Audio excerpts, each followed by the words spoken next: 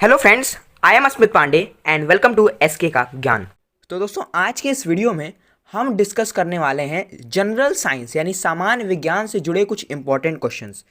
ये टॉपिक आमतौर पर तो लोगों को आसान लगता है, अच्छा लगता है, पसंद आता है, लेकिन कभी कभी थोड़ा कंफ्यूजिव भी होता है। और आज के इस वीडियो में जिन क्वेश्चंस के बारे में हम डिस्कस करने वाले हैं वो वैसे तो सभी के लिए यूज़फुल होने वाली हैं, लेकिन स्पेशली जो पिछले दिनों में यूपी ट्रिपल एससी लेखपाल की वैकेंसियाँ आई हैं उनके लिए ये सबसे ज़्यादा इंपॉर्टेंट होने वाला है। स्पेशली मैं उन्हीं के लिए ये वीडियो बना रहा हूँ। और दोस्तों, एक और बात, जितनी भी टॉपिक्स हैं यूपी ट्रिपल एससी लेखपाल के सिलेबस में हम सभी को प्रयास करेंगे कवर करने का। और बिना किसी फालतू बात के वीडियो को स्टार्ट करते हैं, बिना टाइम गवाए। Let's start. तो दोस्तों, जो अभी आपको अपने स्क्रीन पर नज़र आ रहा है वो है यूपी ट्रिपल एससी लेखपाल सामान्य ज्ञान का सिलेबस। ठीक है, सामान्य, जैसा कि मैंने आपको बताया था कि ये यूपी ट्रिपल एससी लेखपाल स्टूडेंट के लिए बहुत इंपॉर्टेंट वीडियो है।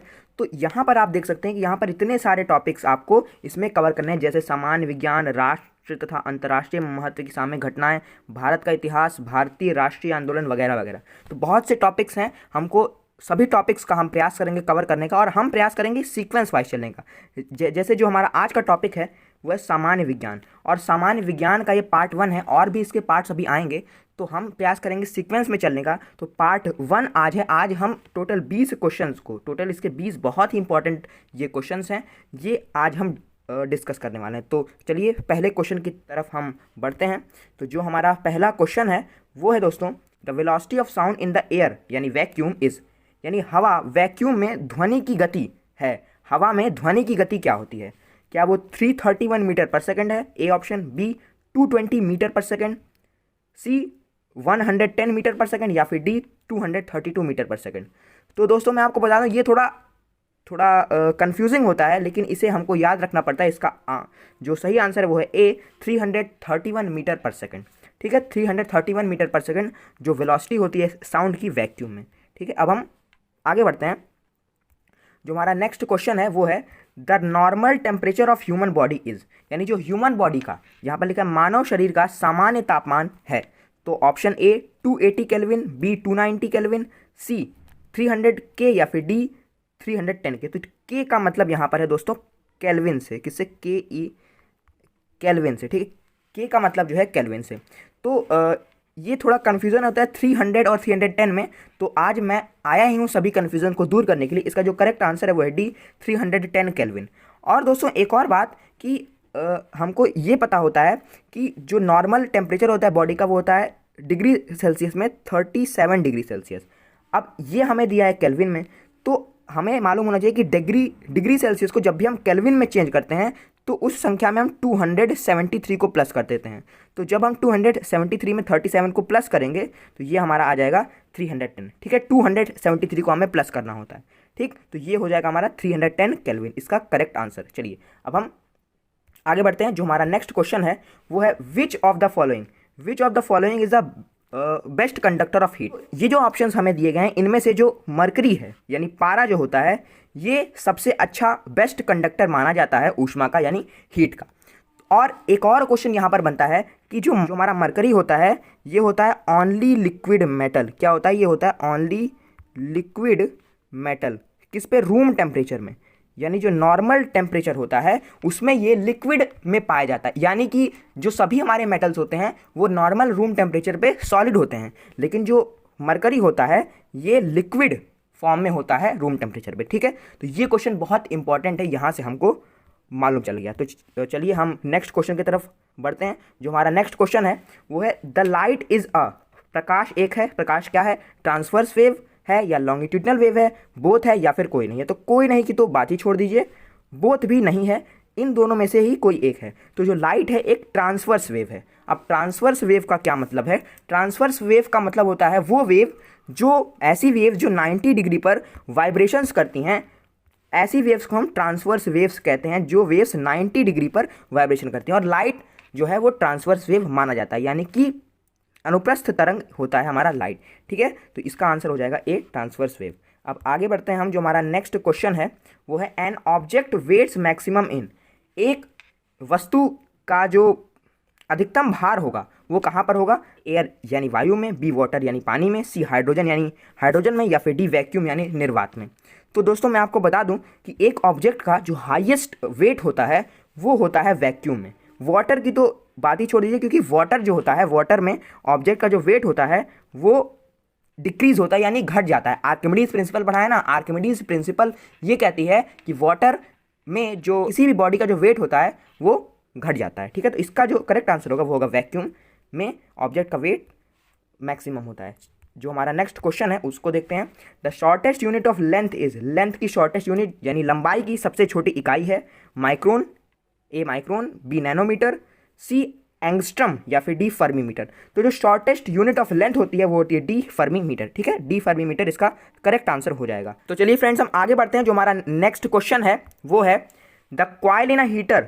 यहाँ देखिए, the coil in a heater is made of, एक हीटर में तार किस चीज़ से बना होता है? क्या वो ए नाइक्रोम से बना होता है, या बी टंगस्टन से बना होता है, या सी कॉपर यानी तांबा से बना होता है, या फिर डी आयरन यानी लोहा से बना होता है? तो जो हीटर में कॉइल होता है वो एक्चुअली नाइक्रोम एलिमेंट जो होता है उससे बना होता है। नाइक्रोम में एक टेंडेंसी होती है कि ये इलेक्ट्रिसिटी को यानी बिजली को ये चेंज करती है हीट में, तभी जो हीटर के कॉइल्स होते हैं वो गर्म हो पाते हैं। ठीक है, तभी जो हीटर्स के कॉइल होते हैं वो गर्म हो पाते हैं। तो इसका जो करेक्ट आंसर होगा वो होगा नाइक्रोम, ए। ठीक है, आगे बढ़ते हैं हम। जो हमारा नेक्स्ट क्वेश्चन है वो है दोस्तों, who gave the theory of gravity, यानी गुरुत्वाकर्षण सिद्धांत किसने दिया? क्या वो चार्ल्स न्यूटन ने दिया, क्या वो चार्ल्स बेबेज ने दिया, क्या वो आइजैक न्यूटन ने दिया, या फिर डी जॉन एडम्स ने दिया? तो ये क्वेश्चन बहुत ही फेमस क्वेश्चन है। ग्रेविटी का सिद्धांत क्या है पहले आइए जान लेते हैं कि force is equal to G M by R square, या G m1 m2 by D square. ठीक है, F is equal to G mass into mass by D square, यानी कि रेडियस का स्क्वायर, डिस्टेंस का स्क्वायर। और ये ग्रेविटी का जो फॉर्मूला है ये दिया है आइजैक न्यूटन सर ने। न्यूटन सर बहुत फेमस फॉर्मूला है, थ्योरी है, ये दी है दोस्तों हमको आइजैक न्यूटन ने। तो इसका करेक्ट आंसर होगा सी आइजैक न्यूटन। तो फ्रेंड चलिए हम नेक्स्ट क्वेश्चन की तरफ बढ़ते हैं। जो हमारा नेक्स्ट क्वेश्चन है वो है who was the inventor of positron, यानी पॉजिट्रॉन का आविष्कारक कौन था? क्या वो रदरफोर्ड थे, क्या वो जे थॉमसन थे, क्या वो चैडविक थे, क्या वो एंडरसन थे? तो दोस्तों इलेक्ट्रॉन, प्रोटॉन, न्यूट्रॉन, पॉजिट्रॉन ये हमारे सब एटॉमिक पार्टिकल माने जाते हैं एटम के। ये एटम के सब एटॉमिक पार्टिकल होते हैं। तो इसमें हमें पॉजिट्रॉन के बारे में पूछा है, तो पॉजिट्रॉन के जो आविष्कारक माने जाते हैं वो माने जाते हैं एंडरसन सर। ठीक है, इसका जो करेक्ट आंसर होगा वो होगा डी एंडरसन। ठीक है, आगे बढ़ते हैं हम। जो हमारा नेक्स्ट क्वेश्चन है वो है curie is the unit of, curie किसकी यूनिट है? तो हम जानते हैं कि मैरी क्यूरी यानी मैरी क्यूरी ने क्या खोज किया था? रेडियो एक्टिविटी की खोज की थी। तो जो यूनिट है वो रेडियो एक्टिविटी की ही क्यूरी होती है। तो इसका करेक्ट आंसर होगा इसका जो आंसर करेक्ट होगा वो होगा ए रेडियो एक्टिविटी। और मैं आपकी जनरल नॉलेज के लिए एक और बात बता दूं कि मैरी क्यूरी को 2 सब्जेक्ट्स में नोबेल पुरस्कार मिला है, फिजिक्स और केमिस्ट्री दोनों में। ठीक है, आगे बढ़ते हैं। जो हमारा नेक्स्ट क्वेश्चन है वो है relative humidity is measured by, यानी सापेक्ष आर्द्रता किसके द्वारा मापी जाती है? क्या वो हाइड्रोमीटर के द्वारा, क्या वो हाइग्रोमीटर के द्वारा, क्या वो लैक्टोमीटर के द्वारा, क्या वो पोटेंशियोमीटर के द्वारा? तो हाइड्रोमीटर का क्या काम होता है? डेंसिटी ऑफ वाटर इसका काम होता है, यानी पानी में कितना घनत्व है उसको नापने का। और लैक्टोमीटर का काम होता है डेंसिटी ऑफ मिल्क को नापने का। ठीक है, डेंसिटी ऑफ मिल्क को नापने का काम होता है लैक्टोमीटर का। और पोटेंशियोमीटर का काम होता है, ये एक प्रकार का दोस्तों मैं आपको बता दूं कि ये पॉजिटिव सेंसर होता है जो कि डिस्प्लेसमेंट, किसी भी डायरेक्शन में डिस्प्लेसमेंट को नापने के हेल्प में आता है। और जो हमारा रिलेटिव ह्यूमिडिटी को नापने का काम आता है वो होता है हाइग्रोमीटर। ठीक है, हाइग्रोमीटर इसका जो करेक्ट आंसर होगा वो होगा। ठीक है, हाइग्रोमीटर बी इसका करेक्ट आंसर हो जाएगा। आगे बढ़ते हैं। डिटेल के साथ हम क्वेश्चन को इसलिए पढ़ रहे हैं कि अगर हम डिटेल के साथ एक बार पढ़ लेंगे तो हमें आसानी से ये याद रहेगा। चलिए आगे बढ़ते हैं। जो हमारा नेक्स्ट क्वेश्चन है वो है the SI unit of mechanical power is, यांत्रिक शक्ति की एसआई यूनिट है जूल, वॉट, न्यूटन पर सेकंड या जूल पर सेकंड। तो दोस्तों जो मैकेनिकल पावर, जहाँ भी हमारा मैकेनिकल पावर यानी पावर इलेक्ट्रिसिटी, बिजली से चीज़ें आती हैं वो हम सभी को पता है कि वॉट इसका करेक्ट आंसर हो जाता है। वॉट में कोई भी बिजली से जुड़ी हुई जो यूनिट होती है वो वॉट ही होती है। तो मैकेनिकल पावर की एसआई यूनिट क्या हो जाएगी? वॉट।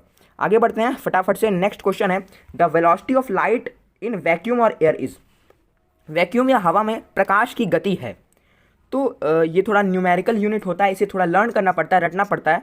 तो इसका जो इसका करेक्ट आंसर है वो है सी, 3 × 10⁸ मीटर पर सेकंड। ठीक है, याद कर लीजिए, 3 × 10⁸ मीटर पर सेकंड इसका करेक्ट आंसर हो जाएगा।